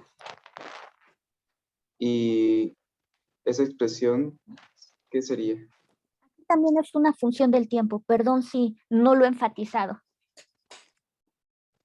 Aquí todas, y de hecho, gracias, qué bueno que, ya ven, las preguntas siempre ayudan a aclarar puntos que a lo mejor uno mencionó de rápido y no enfatizó o se me olvidó mencionar. Y es que justo acá estamos considerando a L como función de X, Y, lambda, todas dependiendo de T, X punto, Y punto y lambda punto. Que no aparezca explícitamente, no, pero bueno, estas serían las coordenadas del espacio de configuración. Y sí, todas como buenas coordenadas del espacio de configuración, pues son funciones del tiempo. Gracias por la pregunta. Gracias a usted, profesora. Y por ejemplo, en el caso del ejemplo de los multiplicadores de Lagrange, el factor multiplicador puede ser un factor constante. En este caso, ya no necesariamente. Ajá, ya no necesariamente. Lo que sí es que qué bueno también que lo mencionas. Y creo que fue algo que alguien preguntó. De hecho, perdón si a veces se me olvida quién pregunta qué, porque es más difícil acordarse, pues así. Cuando uno ve el rostro es más fácil decir, Víctor o... Disculpen si de repente esto se me va. Pero bueno, con el tiempo ya, aunque sea la voz, la iré reconociendo mejor. Sí, justo ayer preguntaron eso, ¿no? Estos lambdas, ¿quiénes son, no? Y como no habíamos visto más, echarles un rollo mareador, pues a lo mejor los confundía más. Entonces, por eso dije, en este contexto, lambda es constante. Y esa fue mi respuesta. Quizá quien me preguntó, pues no quedó tan conforme porque dejé ver que en otros casos era diferente, pero no los dije, ¿no? Entonces sí, como bien comentas acá, lambda la consideramos constante, pero ve, aquí a X y a Y, pues son mis variables, pero no las estamos considerando como función de nada más. Pues son los puntos BR3 y ya, ¿no? Aquí no están describiendo la dinámica o no están describiendo la posición de una partícula y esa partícula puede tener dinámica, entonces podría cambiar. No, aquí pues son los puntos de R2, ¿no? Sí, solo representan coordenadas espaciales, ¿no? Ajá. Entonces, como estas no son funciones, pues esta tampoco es función, ¿no? Ya, sí. Y entonces, y esta en principio, pues puede ser otra coordenada similar a esta coordenada espacial, pero justo cuando resolvemos el sistema, vemos que pues estas lambdas toman un valor especial que es el que nos permite justo encontrar esos valores extremos. Entonces sí, aquí al principio pues la consideramos, de hecho, al mismo nivel que X y Y, como otra coordenada espacial, ¿no? Ya viviendo como la Z, ¿no? Como la tercera coordenada. Ya vemos todo esto viviendo en R3.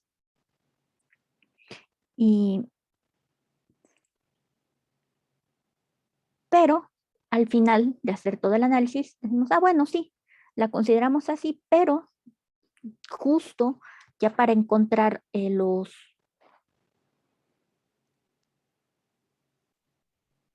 los valores, pues ya nos da un valor constante. En realidad, esta, pues va a ser un valor constante que aún no conocemos. Por eso acá, cuando tomamos derivadas,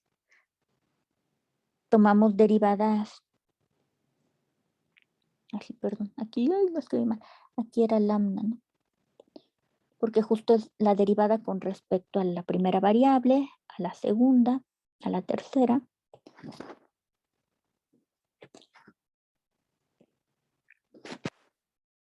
Entonces, pues ahí, justo como estamos tomando derivada con respecto a lambda, aquí la estamos considerando como otra coordenada espacial, pero en realidad, pues va a ser una constante que tenemos que encontrar. Y acá, justo ahora sí, ya puedo hacer el comentario, gracias por recordarme. Acá, ahora el significado es diferente. Ahora estos ya no son solo puntos, coordenadas espaciales de R3. Ahora estas son las coordenadas de otro espacio, que es el espacio de configuración. Y en ese espacio de configuración, pues ya no es de una dimensión. De hecho, acá sería algo, si uno lo quisiera dibujar, pues ya sería pues algo con 6 patitas, ¿no? X, Y, lambda, X punto, Y punto, lambda punto. Y a su vez, cada una de estas pues son funciones de algún parámetro, en este caso pues el tiempo. Lo pongo con otro color. ¿Y esto por qué? Bueno, porque ahora todo depende del significado, pues estas representan las coordenadas de alguna partícula que se está moviendo, que está evolucionando, y el parámetro de evolución es este t. Entonces, ven, aquí las consideramos al mismo nivel, viviendo en ese espacio, pero ahora la diferencia es que el espacio en el que estamos trabajando es diferente. Y al final, de hecho, en algún momento lo vamos a hacer con cuidado. Vamos a regresar a estas ecuaciones que encontramos acá, pero ya les traería la solución porque pues, la cuentita no es difícil. Veremos cómo es que si uno nada más lo que le interesa son las ecuaciones de Euler-Lagrange, resolverlas, podemos encontrar cuánto vale este parámetro y podemos encontrar pues cuáles serían las ecuaciones de Euler-Lagrange. Encontraríamos lo mismo que partiendo de la otra ecuación que depende del ángulo. Entonces yo espero que ya cuando también veamos eso, pues terminamos de hacer esa conexión. Pero déjenme dejar esa discusión cuando encontremos las ecuaciones de movimiento hamiltonianas, al menos la primera parte, para hacer la comparación, y sirve que también, si se me olvida, me recuerdan volver a comentar sobre estos detalles. ¿Resolví tu pregunta, Víctor? Sí, muchas gracias, profesora. ¿Alguna Tengo otra? Claro. una última preguntita ahí, con respecto al espacio de configuraciones. Entonces, la curva que se dibuja en el, bueno, entre comillas, se dibuja en el espacio de configuraciones es la lagrangiana, ¿o es la acción? Qué bueno que preguntas también. Y de hecho, por ejemplo, como ahorita Víctor hace preguntas, también pueden hacer preguntas, inclusive de cosas que a lo mejor pudieron tratarse en el curso de teórica, pero o no las vieron o en ese momento pues no les causó esa pregunta, ¿no? ¿Qué es la lagrangiana? La lagrangiana es una función, pero ya se va a sonar un poquito. No le digan al profesor Toscano que le digo así, porque para él es san acción o san lagrangiana. Entonces, pues, a lo mejor no le agrada, pero con fines pedagógicos, la lagrangiana, vean, es una función, pero es una función un tanto auxiliar. Aquí, ¿qué significa? Todavía, pues, uno la define ahorita, o como T menos B, por ejemplo. Y bueno, y esta que estamos trabajando no es exactamente T menos B, porque sí, es la energía cinética de una partícula libre en 2 dimensiones, la energía potencial gravitacional y una restricción. Entonces esta ya no entra dentro de esta categoría, ya no es una lagrangiana natural. Las que tienen esta forma es una, se le conoce, este es su nombre propio, ¿no? Natural, Lagrangian.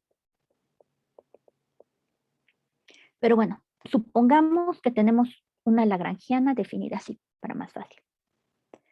Pues esto, ¿qué significa? La diferencia de la energía cinética menos potencial. ¿Y eso qué es? Todavía la hamiltoniana, si uno parte de una lagrangiana así, pues la hamiltoniana va a ser la energía cinética más la potencial.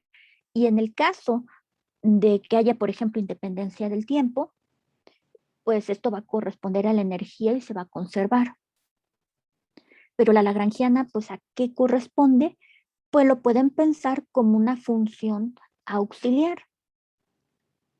La construimos y con esta podemos estudiar un montón de propiedades del sistema. Por ejemplo, podemos estudiar las simetrías del sistema y ya con saber las simetrías de la lagrangiana, automáticamente estas simetrías las van a heredar las ecuaciones de movimiento. Aunque al revés no es cierto. Las ecuaciones de movimiento pueden tener más simetrías que la lagrangiana, pero bueno, la dirección en este sentido sí es cierta. Todas las simetrías de la lagrangiana las va a heredar las ecuaciones de movimiento. Entonces, de acá, si construimos la acción, tomamos la variación, pues vamos a encontrar las ecuaciones de movimiento. Entonces, es una función auxiliar. No es que aquí la podamos dibujar. Lo que sí podemos dibujar acá, pues son las trayectorias que sigue el sistema. Entonces, aquí va a vivir la dinámica del sistema. ¿Y esto cómo se ve? Por ejemplo, en el péndulo simple, y si hay alguna imprecisión, por favor me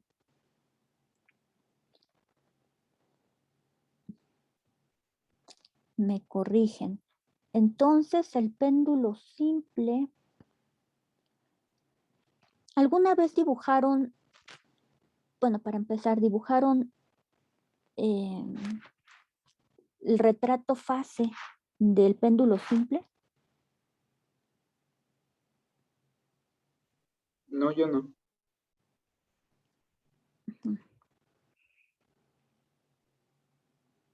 De hecho, bueno, si quieren les mando alguna referencia donde venga eso, pero aquí nos podemos dar una idea rápida.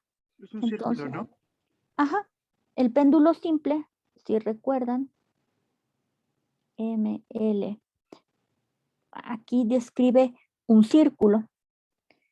Entonces, queremos ver cómo va cambiando, y aquí es exactamente un círculo, pero este es su movimiento en el espacio físico, en R2, y este es el espacio, este es el físico, ¿no? En R2, y este va a ser el movimiento que va a tener en el espacio de configuración.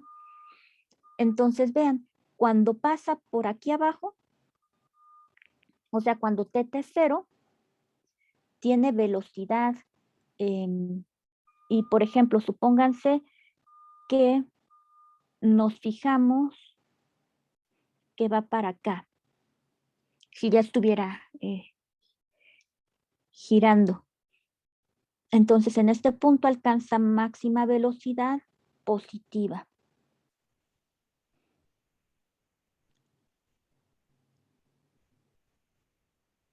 Luego, acá, teta vale pi sobre 2 y alcanza velocidad 0. Acá sería menos. Y luego cuando va por arriba, pues tiene velocidad máxima pero negativa. Entonces estaría a la misma distancia acá. Aquí tiene 0 y vean, entonces no sería exactamente un círculo. Ay, bueno.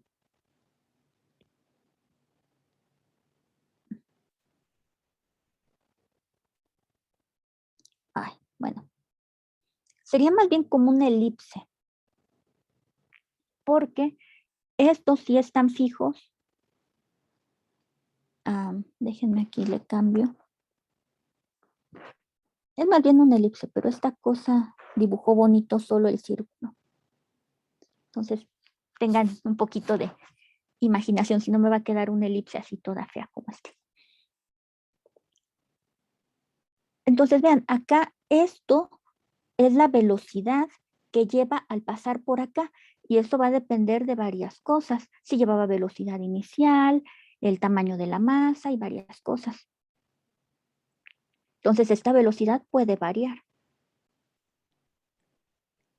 Entonces, en principio sería como una elipse que va girando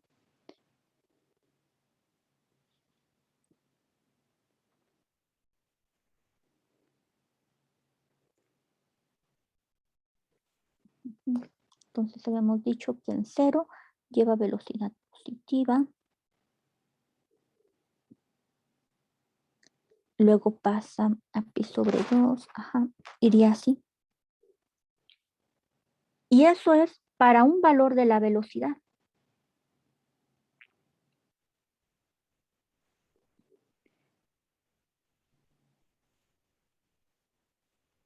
Y para una vuelta. Entonces, esto, ¿cómo se los? Entonces, déjenme lo escribo así. Para enfatizar que no necesariamente es un círculo.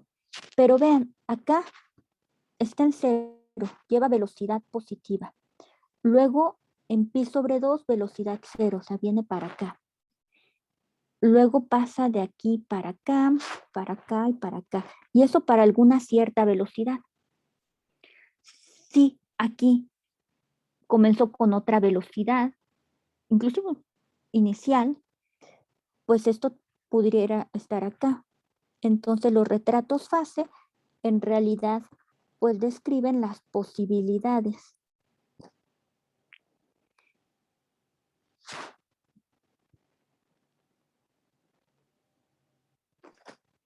Y si además diera más vueltas, pues esto seguiría también para acá.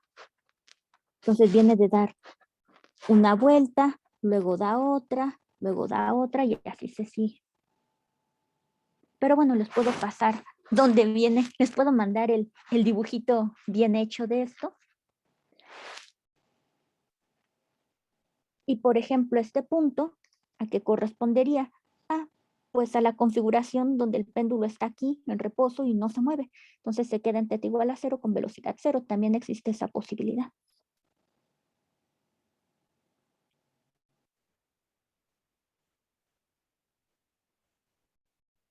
No, perdón. Aquí lleva cierta velocidad. No, justo el punto donde la velocidad se hace 0 es acá, perdón. Pudiera ser. Lleva y se hace 0 y vuelve a regresar. Les mando el dibujito.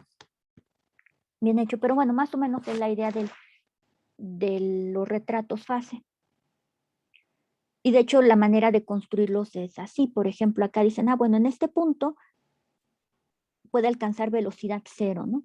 Entonces oscila de aquí para acá, llega a 0, regresa, o incluso, aunque aquí sea 0, llega a 0, 0, 0, y se da la vuelta, ¿no? Y eso, pues todo eso lo van considerando aquí en la gráfica. De hecho, esta gráfica está mal porque el 0 lo considera acá y el 0 debiera ser acá arriba, en pi. Entonces este debiera ser pi.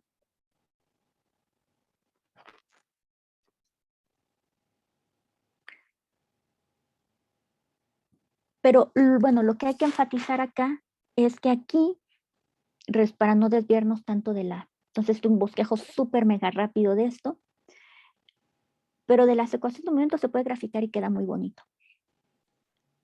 Este, que le llaman retrato fase, más bien serían las curvas, ya que viven en el espacio fase. Aquí es muy fácil de dibujar porque solo tenemos una teta, una variable y su velocidad. Entonces es una gráfica en 2 dimensiones. Ya si tuviéramos 2 variables, pues esto sería una gráfica 4-dimensional y pues ya está más complicado dibujarla. Entonces esa es la razón por la que de los retratos fase normalmente solo encuentran de los sistemas de una dimensión para graficarlos así bonitos. De otro modo ya serían 4 dimensiones y serían curvas que ven en 4 dimensiones y aquí serían curvas que viven en 6 dimensiones.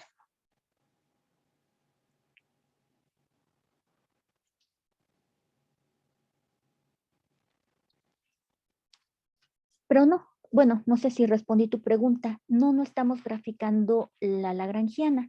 Ya aquí lo que vive, pues son estas curvas o estas superficies, dependiendo de la dimensión en la que estemos, que describen la dinámica del sistema.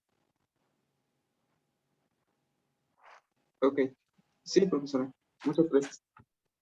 Y otro punto a recalcar es que estas curvas acá no son exactamente las mismas que las curvas que vemos aquí en el laboratorio físicamente, ¿no?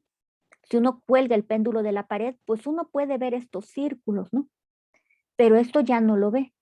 Pero aquí están representadas las posibilidades de estas trayectorias. ¿Más preguntas?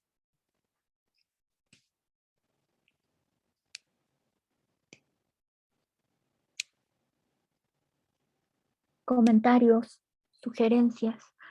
En el otro curso me sugirieron y me pareció buena idea, entonces aunque me sugieran en otro grupo, si me parece buena idea, pues lo consulto con ustedes y lo podemos ir incorporando. Ellos habían preguntado si es que les puedo mandar notas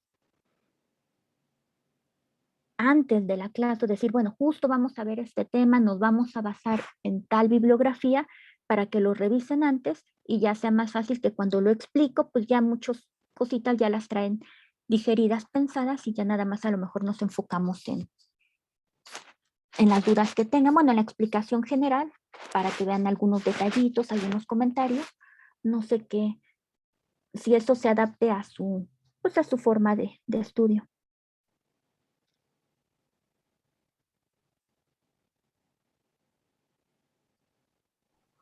Me parece una gran idea. Excelente. Entonces, como vieron, acá es un poco, bueno, los que están entrando a los 2 cursos, pues este comentario tiene un poquito más de sentido. En el otro curso, como es más de matemáticas, pues sí vamos a ver varias definiciones. Entonces, en ese caso, pues no tiene sentido que me pase toda la clase escribiendo la definición. Entonces ya la traigo escrita, pero acá es un poco otra dinámica, porque aquí no traigo tantas, ahorita, pues no traigo tantas definiciones porque mucho es el desarrollo.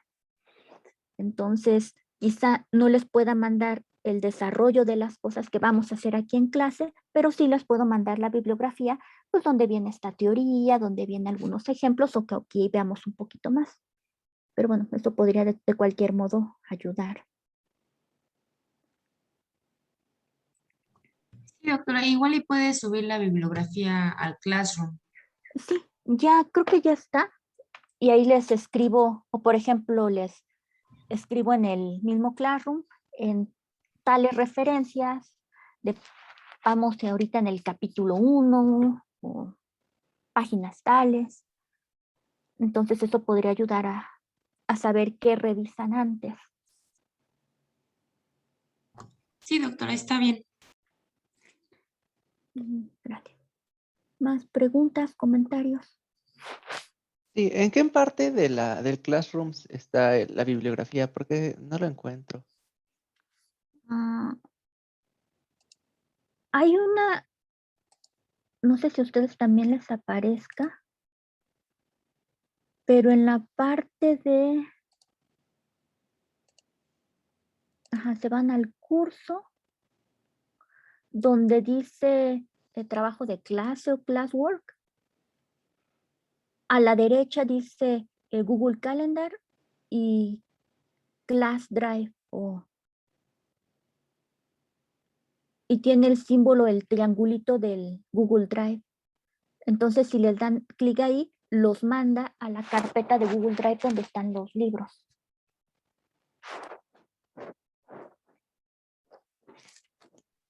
¿Sí Estoy les justo ahí, pero no me aparece nada.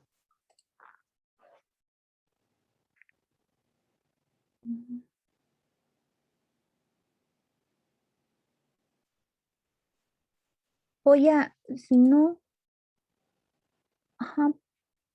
si no, lo que puedo hacer, gracias por mencionarlo, voy a ver si aquí al crear el material puedo crear un link al libro tal y entonces ya que les aparezca aquí en el classwork, les aparezca libro tal y el link a la carpeta, pero ya que les aparezca el link al archivo en particular. Y voy a ver la manera de ponerlos aquí en bibliografía en el classwork, de manera independiente. Y ya si no les aparece o algo me dicen, porque a mí me aparece, o sea, si le doy a clic en la carpeta del Drive, me aparecen los textos. Voy a ver cómo hago un link para que los vean y si no los subo directamente aquí como cuando uno sube tareas o PDFs al classwork. Entonces voy primero a hacer el link y si no les aparece, ahorita terminando la clase me dedico a eso. Si no les aparece, me dicen para que si no los suba directamente acá.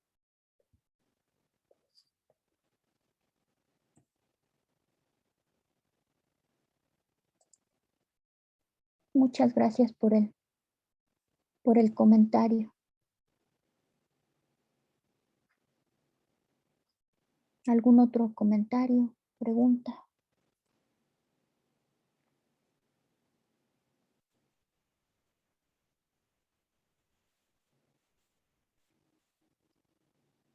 Bueno, si no hay más preguntas, comentarios, nos vemos la siguiente clase, que es el miércoles. Sí, de acuerdo, doctora. Hasta el miércoles. Nos vemos, profesora. Nos vemos, que tengan bonita tarde. Gracias, doctor. Gracias, Igualmente. Hasta luego, profe. Muchas gracias, hasta luego.